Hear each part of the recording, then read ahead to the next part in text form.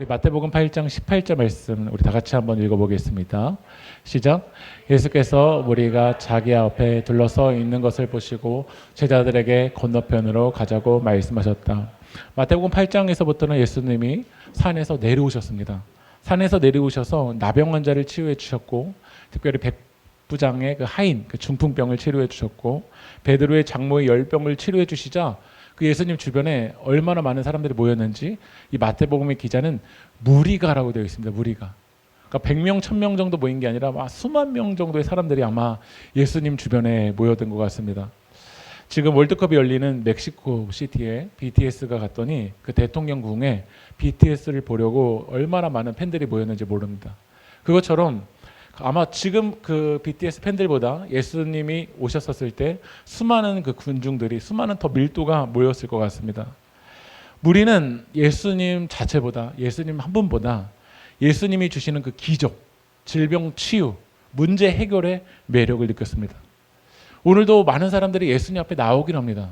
그런데 그 목적이 예수님 한 분인 게 아니라 예수님을 통한 어떤 치유, 예수님을 통한 문제 해결이 될 때가 많습니다. 한번 따라해 보실까요? 기적 체험은 신앙의 시작일 수는 있어도 결코 목적지가 될 수 없습니다. 우리들도 어떤 문제 해결을 통해서 믿음을 갖게 되는 시작이 될 수는 있지만 이게 목적이 될 수는 없습니다. 그러나 우리들에게는 그게 시작이자 마지막이에요. 그러니까 문제 해결이 되면 예수님께 왔다가 그 문제 해결이 다 끝나고 뭔가 시시해지면 예수님을 떠나가 버리는 게 바로 누구들이냐면 무리들인 거예요. 왜냐하면 시작이 마지막이 예수님이 아니라 예수님을 통한 문제 해결이었기 때문에 그렇죠. 여러분들은 예수님 앞에 나올 때 무리처럼 나오고 계십니까? 제자처럼 나오고 계십니까? 제자처럼 나오고 있다면 이제 그 문제 해결이 내게 없어도 예수님 한 분만으로 만족하고 그 길을 걸어가는 것일 줄 믿습니다. 보통 많은 사람들은 이 수많은 무리가 모여들잖아요. 예를 들면 BTS가 지금 인기가 높으면 뭐를 하기 시작하죠? 월드 투어라는 걸 하기 시작합니다. 그래서 이제 고향 경기장부터, 혹시 갔다 오신 분 계신가요? 네, BTS가 왔었을 때 고향 경기장부터 시작해서 이제 뭐 뉴욕, 뭐 LA, 뭐 중국 전 세계를 도우는 뭐를 하기 시작하냐면 월드 투어를 하기 시작합니다. 뭐 블랙핑크 월드 투어, 다 월드 이렇게 투어를 하기 시작해요. 왜냐하면 물 들어왔었을 때 뭐 해야죠? 노 저어야 됩니다. 지금도 예수님이 무리가 자기 앞에 들러오는 것을 보시고 이제 노 저어야 되는데 한번 18절 다시 한번 읽어볼까요? 시작.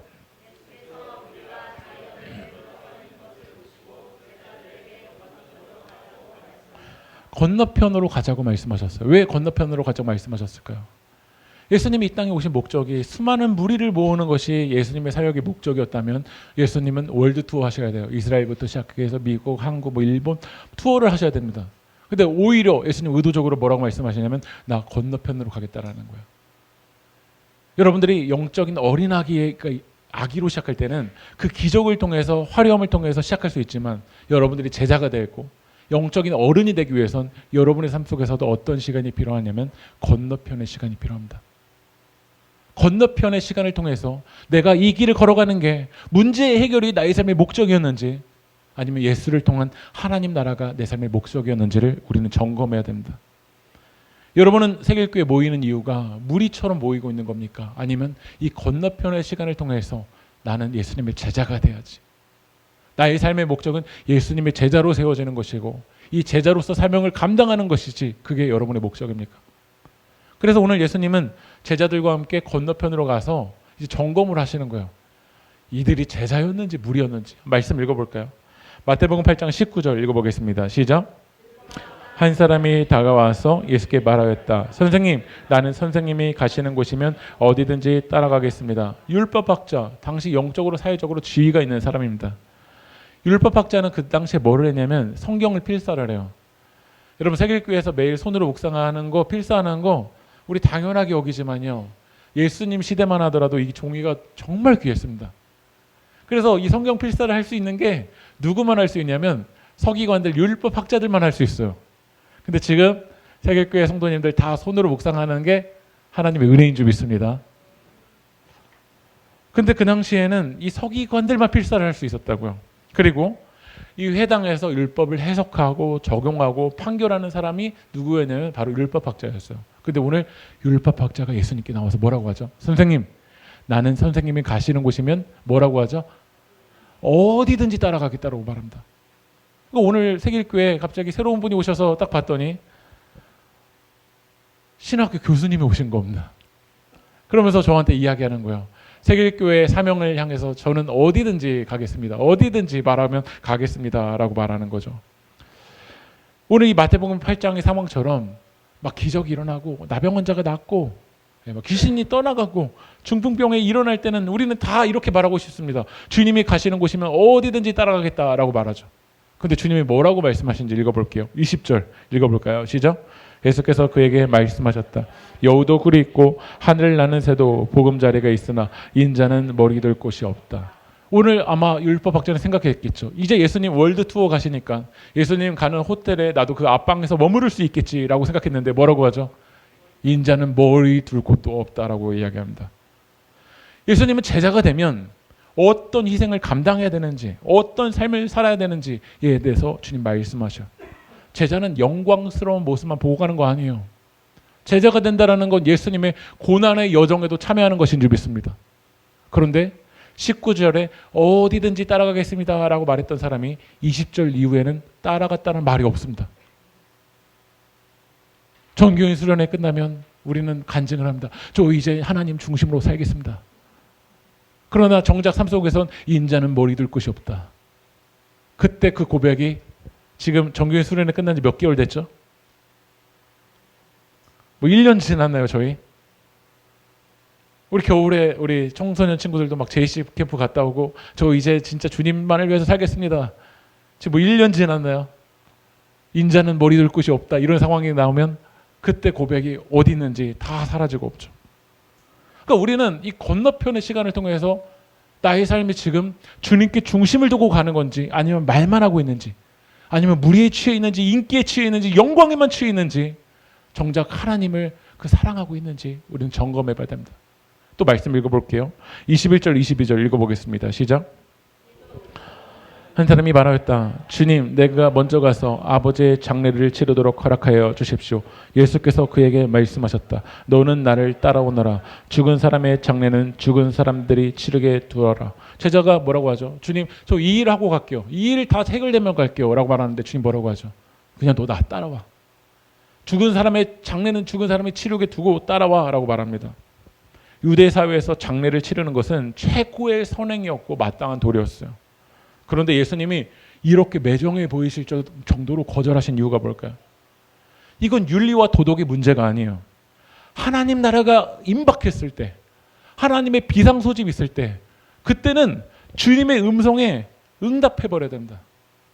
근데 우리도 이 길 걸어갈 때 이 핑계 저 핑계 다 되는 거예요. 이건 이래서 안 돼요. 저건 저래서 안 돼요. 지금 저의 삶에 이 문제가 해결 안 돼서 안 돼요. 그럼 언제 따라갈 건데요? 그러니까 우리는 기적이 일어날 때는 하나님 저는 어디든지 따라가겠습니다 라고 말하지만 이 건너편의 시간을 통해서 인자는 머리 둘 곳이 없다 라고 말하니까 사라져버리고 아니야 지금 따라와야 돼. 지금 이 문제부터 해결해. 이 우선순위부터 정리하고 가야 돼. 그러니까 이 건너편의 시간 속에서는 따라가질 않는 거야. 저는 오늘 이 말씀을 통해서 우리 세계교회가 제자처럼 이 길을 걸어가는지 아니면 군중으로 그 영광 속에서만 취했다가 온데간데 십자가 앞에서는 다 사라지는 사람인지 이 건너편의 시간을 통해서 우리는 점검해 봐야 됩니다. 오늘 예수님이 이제 건너편의 시간에서 제자들과 함께 뭐를 타요? 한번 읽어볼까요? 23절 24절 읽어보겠습니다. 시작. 제자들이 그를 따라갔다. 그런데 바다에 큰 풍랑이 일어나서 배가 물결에 막 뒤덮일 위험에 빠지게 되었다. 우리가 예수님을 믿기로 결단하면 이렇게 생각합니다. 예수님과 함께 월드 투어를 시작하고 그 예수님이 월드 투어 속에서 머무르는 그 리무진을 나도 같이 타고 예수님이 머무르는 그 호텔에 나도 머무르고 아침에 예수님께서 호텔 조식 식사를 나도 같이 먹고 라고 생각합니다. 그게 우린 예수 믿는 목적이라고 생각하면서 걸어갈 때가 있어요. 그런데 오늘 예수님이 배에 오르셨는데 그 제자들이 함께 탔잖아요. 거기 뭐가 일어나죠? 바다에 큰 풍랑이 일어나서 배가 물결에 막 뒤덮일 위험에 빠지게 됐다는 거예요. 우린 이 속에서 신앙의 딜레마에 빠지게 돼요. 왜 주님과 함께인데 왜 주님과 함께 탔는데 왜 내 삶에 풍랑이 일어날까? 주님과 함께 있지 않고 내가 죄악된 길로 걸어갈 때 풍랑이 일어난다고 한다면 이게 인정이 되겠는데 왜 주님과 함께 배에 올라탔는데 왜 내 삶에 큰 풍랑이 있을까? 왜 배가 물결에 막 뒤덮일 위험에 빠지게 될까? 우리는 질문을 던지게 됩니다. 여러분, 주님의 제자의 길은요, 주님은 풍랑 없는 삶을 약속하지 않으셨습니다. 어떤 풍랑 속에서도 예수와 함께 침몰하지 않는 삶을 약속하셨습니다. 여러분 믿으십니까? 여러분, 우리는 이 길을 걸어가는 게 풍랑 없는 걸 보고 가는 게 아닙니다. 예수 길을 걸어갈 때도 풍랑이 있지만 예수와 함께 이 풍랑의 시간을 믿음으로 이겨나가는 것이 바로 신앙의 목적이어야 될 줄 믿습니다. 근데 여러분의 삶은 어떠십니까? 왜 예수님을 믿는데 왜 내 삶에 풍랑이 있어? 왜 배가 물결에 막 뒤덮여요? 이 문제만을 가지고 예수님께 따지고 있지 않나요? 근데 오늘 예수님이 배에 탔는데 딱 그 반절이 나눠지는 것처럼 느껴져요. 영화 속에서 두 가지 모습이 완벽하게 대비가 돼요. 말씀 한번 넘어가 볼게요. 23절, 24절 한번 넘어가 보겠습니다. 한 절 넘겨주세요. 24절, 25절 읽어볼까요? 시작. 예수께서는 주무시고 계셨다. 제자들이 나가서서 예수를 깨우고서 말하였다. 주님 살려주십시오. 우리가 죽게 되었습니다. 여러분, 분명히 같은 배를 타고 있는데 누구는 뭐라고 말하죠? 죽게 되었다라고 말하고 누구는 뭐라고 말하죠? 누구는 잠을 자고 있다는 거예요. 같은 신앙생활을 하고 있는데 어떤 사람은 그 문제 앞에서 나는 죽게 되었다, 나는 다 끝났다라고 말하는 사람이 있는데 어떤 사람은 마음이 움직이지도 않고 요동하지도 않고 너무 평안하게 이 길을 걸어가는 사람들이 있어요. 왜 그럴까요? 지금 이 제자들은 뼈가 굵은 어부들이었어요. 이 정도 풍랑이면 이거 죽는 거다. 통계적으로 수많은 그 배 어부 생활을 해봤기 때문에 많은 배와 많은 바다에 가봤기 때문에 이 어부들은 통계적으로 경험했을 거예요. 아, 이 정도 풍랑이면 죽는 거다. 여러분의 삶 속에서도 아, 이 정도 풍랑이면 나 죽는 거다 라는 그 풍랑이 여러분 가운데 있지 않습니까? 그런데 이 배가 누구의 손바닥 아래 있나요? 하나님의 손바닥 아래 있잖아요. 그러니까 이 풍랑을 끝으로 보는 사람은 오늘 죽게 되었다고 고백하지만 오늘 이 풍랑이 하나님의 손바닥 아래 있고 하나님이 계시고 안 계시고가 처음과 끝이라고 생각하는 사람은 이 모습을 보면서 다르게 반응한다는 거죠. 여러분 무엇을 끝으로 보고 있습니까?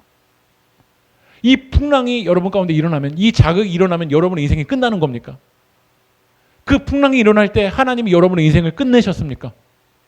하나님이 언제 여러분의 삶을 이것 때문에 너는 끝났다, 다 끝났다 라고 말씀하신 적이 언제입니까?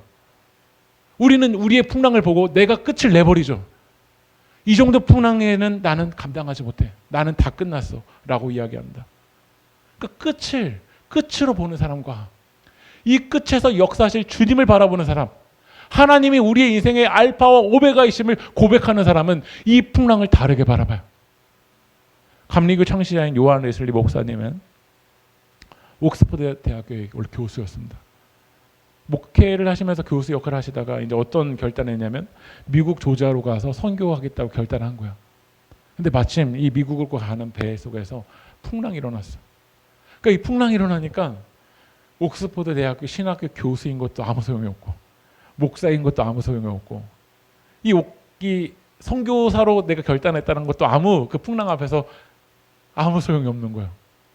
그래서 이 요한 웨슬리 목사님도 막 이게 불안해서 두려워서 막 죽을 것처럼 느껴지는데 그 배에 어떤 소리가 들리냐면 찬양 소리가 들려요.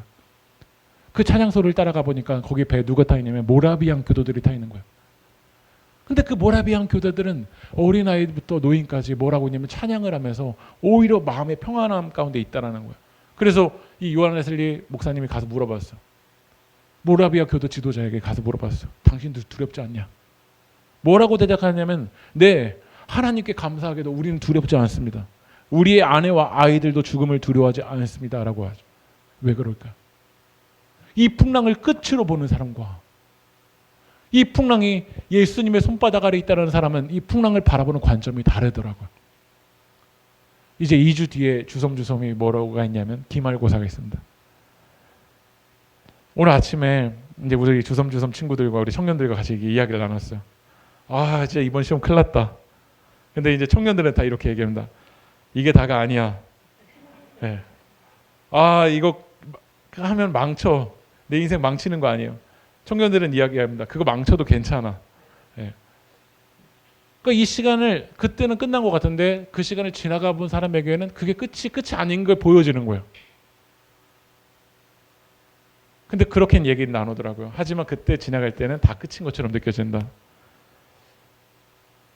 청년의 때는 청년의 끝이 있는 것처럼 느껴지죠. 지금 이 재정적인 생활을 하고 한 달마다 나가야 될 그 카드값이 여러분 가운데 끝인 것처럼 느껴지기도 하죠. 앞으로의 미래, 이것이 없으면 끝인 것처럼 느껴지기도 하죠. 제가 한 영상을 좀 오늘 보여드리려고 하는데요. 한 시계 회사의 광고입니다. 한 시계 회사의 광고 속에서 한 주인공이 길을 걸어가는데 수많은 사람들이 그에게 이야기를 합니다. 그 말이 그 길을 걸어가는 이 사람을 어떻게 만드는지 한번 같이 한번 보도록 하겠습니다. 한번 보실까요?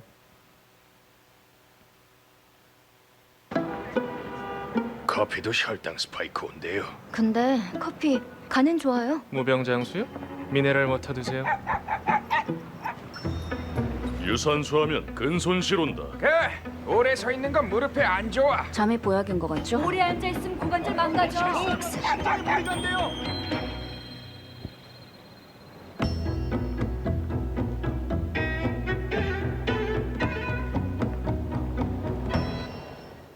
네. 참고로 제가 애플 회사에서 나오질 않았습니다. 이 말의 카피가 뭐냐면 이 말 저 말 듣지 않고 내 몸의 말을 듣는 방법. 미셀라 워터와 이 말 저 말 부드러운 듣지 솔로 않고 내 몸의 에어컨 말을 프론트의 듣는 법. 망을 청소할 수 네, 그 말을 듣고 마지막에 어떻게 걸어가냐면 평안하게 그 길을 걸어가더라고요. 그러니까 이 얘기 걸으면 뛰면 근손실, 서 있으면 또 앉아 있으면 커피를 마시면 안 마시면 이 세상에 수많은 평가의 말들이 우리 마음을 더 어떻게 하죠? 그 풍랑을 더 자극시킵니다. 더 풍랑을 극대화시켜버려요. 그리고 우리는 이렇게 이야기할 겁니다. 우리가 죽게 되었습니다. 우리가 죽게 되었습니다. 그런데 이 칸 카피, 광고의 카피도 진짜 들어야 될 너의 몸의 말만 들어도 마음이 평안하게 이 길을 걸어가는데 우리의 인생의 풍랑 속에서 우리가 진정 들어야 될 말은 무엇일까요? 말씀 읽어볼까요? 마태복음 8장 26절 읽어보겠습니다. 시작. 예수께서 그들에게 왜들 무서워하느냐 믿음이 적은 사람들아 하고 말씀하시고 나서 일어나 바람과 바다를 꾸짖으시니 바다가 아주 잔잔해졌다. 여러분 우리는 스위치를 꺼야 됩니다. 옆에서 제자들이 이야기합니다. 우리 죽게 되었습니다. 그러면 이 풍랑과 죽게 되었습니다라는 말이 같이 합쳐지면 우리의 두려움과 불안과 이 죽음으로 끝날 것이 더 극대화됩니다. 그런데 우리는 믿음으로 길을 걸어가는 우리들은 듣지 말아야 될 그 버튼, 그 스위치를 끄고 진짜 들어야 될 말을 들어야 됩니다. 그건 예수님의 말씀이죠. 주님이 말씀하지 않으십니까? 일어나 이 바람과 바다를 예수님이 말씀 앞에 꾸짖으니까 이 바다가 아주 잠잠해진 거예요. 그 사람들이 이제 물어봐요. 과연 그가 누구이기에? 말씀 넘어가 볼까요? 마태복음 8장 27절 읽어보겠습니다. 시작. 이분이 누구이기에 바람과 바다까지도 그에게 복종하는가? 사람들 놀라서 물어. 이분이 누구이기에? 내 인생이 풍랑이 끝나는 줄 알았는데 우리 이 마태복음 8장의 말씀이 창세기 말씀처럼 느껴져요. 이 풍랑의 혼돈과 이 카오스 속에서 하나님이 빛이 있으라 말씀하시니까 이 카오스가 하나님의 말씀 앞에서 질서를 갖춰가는 것처럼 오늘 예수님의 말씀 앞에 이 풍랑이 다시 질서를 갖춰가게 돼요. 사람들을 물어보는 거예요. 이분이 누구이기? 여러분 이분이 누구십니까? 하나님의 아들 예수 그리스도이시지 않습니까? 풍랑이 끝나는 줄 알았는데 풍랑이 처음과 마지막인 줄 알았는데 예수님이 내 인생의 처음과 시작이구나. 처음과 마지막이구나. 예수님이 죽음을 이기시지 않았습니까? 풍랑 속에서 있는 여러분을 살리기 위해서 예수님이 이 풍랑 속으로 오셔서 내가 너의 인생의 처음과 마지막이다. 내가 너와 함께하고 있다. 나의 말씀 앞에 그 큰 능력 앞에 이 풍랑이 잠잠해진다고 주님 말씀하십니다. 그럼 이제 우리들은 어떻게 될까요? 그 주님을 믿음으로 바라봐야 될 줄 믿습니다. 이제 우리가 고린도전서 말씀에 15장으로 딱 넘어가면요. 바울이 이렇게 고백을 해요. 말씀 읽어볼게요. 같이 읽어볼까요? 시작. 죽음아 너의 승리가 어디 있느냐.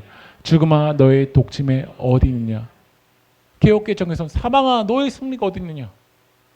사람들이 여러분에게 이야기하죠. 이 풍랑이 우리를 끝나게 만든다. 그럴 때 우리는 이 끝이 다르게 보는 사람들은 고백하고 선포해야죠. 죽음아 너의 승리가 어디 있느냐. 죽음아 너의 독침이 어디 있느냐. 내 인생은 하나님께 달려있다. 지금 우리에게 보여지는 상황이 나의 죽음으로 우리를 몰고 가지 않습니다. 우리는 다 하나님의 심판대에 올려질 사람들입니다. 그래서 우리는 믿음으로 선포해야 되죠. 저는 수능시험 볼 때 평안했습니다. 왜 평안했는 줄 아십니까? 저는 수시에 이미 합격을 했기 때문에. 그러니까 수능이 저의 독침이 되지 못했습니다. 저는 수능시험 볼 때 매우 평강, 거의 잠잠히. 왜냐하면 수능이라는 시험의 그 평가가 저의 처음과 마지막을 가두지 못했거든요. 그 수능이라는 잣대가. 여러분들 안에 예수님이 계시지 않습니까? 영원한 생명이 우리 가운데 있지 않습니까? 근데 어떻게 풍랑이 여러분의 삶의 시작과 끝을 평가할 수가 있습니까? 어떻게 누군가의 이야기가, 누군가의 자극이, 누군가의 상황이 어떻게 여러분의 죽음을 끝내버릴 수가 있습니까? 내 안에 이미 예수님이 계시고, 예수님이 이미 승리하셨고, 예수님이 이미 죽음을 이기셨고, 예수님이 이미 판도를 바꿔버리셨는데. 그래서 우리는 이 풍랑 속에서 하나님 앞에서 잠잠해지는 그런 여러분들이 되게 주님의 이름으로 축복합니다. 눈에 보여지는 상황 때문에 이리저리 긁히고 왔다 갔다 하는 사람이 아니라 정말 하나님으로 충만한 거예요. 저도 이 목회 현장 속에서 이 풍랑이 뭐였냐면, 저는 목회를 하는 사람이니까 목회자들 만나면 가끔 이렇게 물어봐요. 요즘 교회 몇 명이나 모여요? 요즘 몇 명이나 모여요? 이 말을 많이 물어봐요. 그러면 이제 그게 어느 순간 저의 마음속에도 그게 숫자가 뭐가 중요해라고 말하지만 저의 마음속에서도 그 숫자에 따라서 이 풍랑이고 잠잠해지고가 되는 거예요. 그래서 개척 초반에는 어느 날 갑자기 교회에 한 성도님이 방문을 하셨다. 그러면 오늘 그날 저희 집은 파티였어요. 오늘 엽기 떡볶이 시켜. 네, 오늘 축제 오늘. 네. 그리고 그 다음 주에 그분이 안 오신다. 그러면 또 사망을 걷는 거야. 하나님은 점점 저의 거품을 빼시는 것 같아요. 눈에 보여지는 외적인 사람이 얼마나 모였냐, 무리가 모였냐, 그게 아니라 예수님이 있고 없고가 이 배에 가장 중요하다. 여러분의 영혼이 언제 안전합니까? 내 아버지 되시는 주님이 여러분의 삶을 붙들고 계실 때일 줄 믿습니다.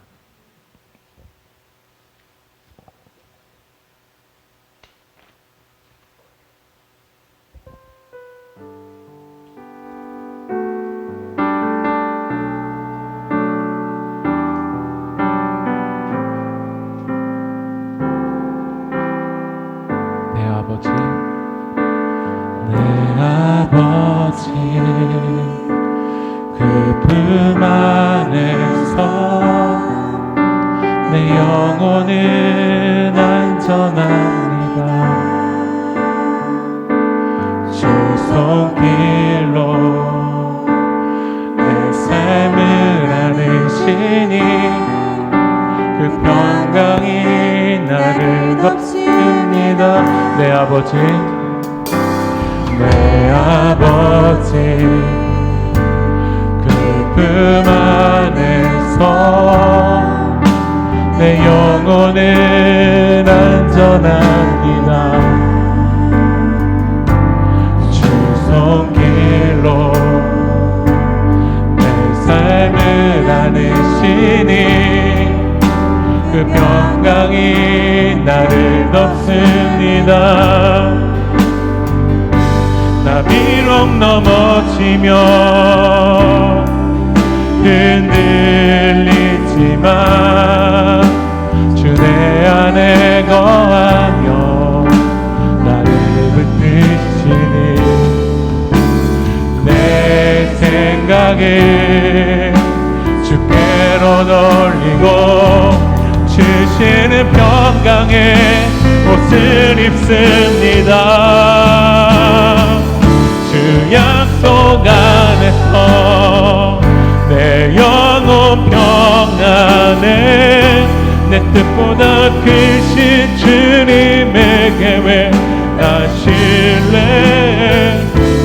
두려움 다 내려놓고 주님만 의지해 주 안에서 내 영혼 안전한 주 약속 안에서 주 약속 안에서 내 영혼 평안해 내 뜻보다 크신 주님의 계획 하실래 두려움 다 내려놓고 주님만 의지해 주 안에서 내 영혼 안전합니다. 기도합시다. 주 안에서 내 영혼 안전합니다. 주 안에서 내 영혼 안전합니다. 내 아버지 그 품 안에서 내 영혼은 안전합니다. 오늘 이것이 여러분의 믿음의 고백이 되길 소망합니다. 여러분 삶 속에서 지금 어떤 풍랑이 있습니까? 그 풍랑을 바라볼 때 어떤 마음이 듭니까? 이 풍랑을 바라보면서 죽게 되었다라는 죽을 것 같다는 사람들의 이야기를 들을 때 오늘 이 시간 풍랑 앞에서 여러분은 무엇을 더 바라보고 있습니까? 그러나 그 풍랑 속에 그 배 속에 예수님이 함께하고 계십니다. 이 풍랑이 우리 인생의 처음과 마지막이 아니라 이 풍랑이 여러분의 인생의 승리와 실패를 좌지우지하는 것이 아니라 오늘 시간 예수님이 우리 가운데 승리를 허락하여 주실 줄 믿습니다. 오늘 시간 우리 인생의 배에 예수님이 함께하고 계십니다. 예수님이 여러분의 인생을 끝내지 않으셨습니다. 예수님이 포기하지 않으셨습니다. 예수님이 오늘 이 시간 여러분의 손을 붙잡고 계십니다. 우리 시간 우리 기도할 때 주님 이 풍랑 속에서 나와 함께 하시는 주님 바라보며 이 상황을 이겨나가게 하여 주시옵소서. 이 풍랑의 시간을 예수님과 동행하여 일어나가게 하여 주시옵소서. 내 영혼은 주님 안에서 안전합니다. 이것이 우리의 기도와 고백이 되길 소망하며 우리 시간 다 함께 기도하며 나가겠습니다. 주여 주여 아버지 하나님 오늘 시간 우리가 풍랑의 시간을 지나갑니다. 아버지 하나님 그러나 이 풍랑 속에 이 배에 주님이 함께하고 계십니다. 주님이 이 풍랑을 바라보며 내 인생이 끝났다라고 말씀하지 않으셨습니다. 우리 시간 하나님 아버지는 눈에 보여지는 나의 상황을 바라보면서 눈에 보여지는 이 자극을 바라보면서 아버지는 내가 이 처음과 마지막을 내가 결정하는 자가 아니라 그것 때문에 아버지는 불안과 두려움에 휩싸이는 자가 아니라 오늘 시간 이 인생의 처음과 알파와 오메가 되시는 주님이 나와 함께하고 계시고 나를 붙들고 계시고 주님이 나와를 함께하고 계시기에 죽음아 너의 승리가 어디 있느냐 죽음아 너의 승리가 어디 있느냐 사망아 너의 승리가 어디 있느냐 죽음아 너의 독침이 어디 있느냐 사망아 너의 독침이 어디 있느냐 아버지 하나님 우리가 믿음으로 바라보게 하여 주시옵소서. 끝을 끝으로 보지 않기 원합니다. 아버지 하나님 사람들이 바라보는 그 끝을 아버지는 끝으로 바라보지 않도록 아버지 하나님 우리 부활의 눈을 열어주시고 생명의 시각을 열어주시옵시고 아버지 하나님 우리 시간 우리 삶 속에 서 있는 이 불량을 하나님이 함께 하심과 함께 이 믿음으로 이겨나가게 하여 주시옵소서. 주님이 함께 되셨습니다. 주님이 포기하지 않으셨는데 주님의 사랑이 우리를 끝까지 붙들고 있는데 아버지 하나님 우리 시간 그 믿음으로 우리가 이겨나갈 수 있도록 승리하는 역사여 주시옵소서. 하나님 우리 시간 하나님 역사여 주시옵소서. 하나님 우리를 붙들어 주시옵소서. 하나님 도와주시옵소서. 하나님 우리가 진정 두려워해야 될 대상은 세상의 풍랑이 아닌 줄 믿습니다. 예수님 앞에서 그 어떤 집어삼킬 듯한 풍랑도 주님의 말씀 앞에서 잠잠해집니다. 주님 세상을 향해 켜두었던 우리의 불안과 두려움의 스위치를 끄게 하여 주시옵소서. 내 인생의 채점지를 주고 계신 분은 이 풍랑이 아니라 우리의 영원한 시작과 마지막이 되시는 오직 예수님인 줄 믿습니다. 오늘 예수님이 이 풍랑 속에서 우리를 붙들고 계시고 우리를 포기하지 않고 계신다라는 그 믿음의 눈을 열어주시고 오늘 바울이 죽음아 너의 승리가 어디 있느냐 죽음아 너의 독침이 어디 있느냐 라고 이 끝을 끝으로 보지 않고 믿음으로 선포했던 것처럼 하나님 우리들이 믿음으로 이 풍랑의 시간을 이겨나갈 수 있도록 성령님 우리와 함께하여 주시옵소서. 함께하실 주님 찬양하며 이 모든 말씀 살아계신 예수님의 이름으로 기도합니다.